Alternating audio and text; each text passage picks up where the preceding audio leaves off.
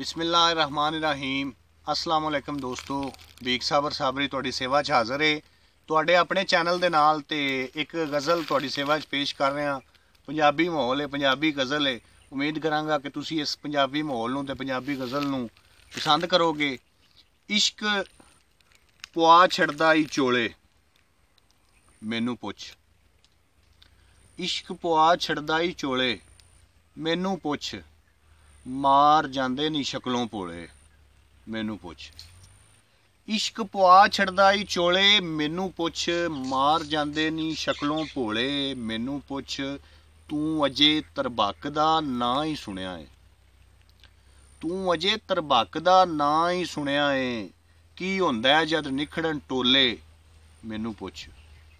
तू अजे तरबक दा नां ही सुनिया है, की हुंदा है जद निखड़न टोले मैनू पुछ। इंज ते सक्की मां भी परदे नहीं पांदी, इंज ते सक्की मां भी परदे नहीं पांदी, जिस तरह रखे साइयां ओले मैनू पुछ। इंज ते सक्की मां भी परदे नहीं पांदी, जिस तरह रखे साइयां ओले मैनू पुछ। ते सेक हिजर दा हौली हौली रिन छड़दा है, सेक हिजर दा हौली हौली रिन छड़दा है। बन जांदियां नी हड्डियां कोले मैनू पुछ। ते मन्निया कख भी वावा हौला हुंदा है, मन्निया कख भी वावा हौला हुंदा है। कुछ हुंदे नी कखों हौले मैनू पुछ।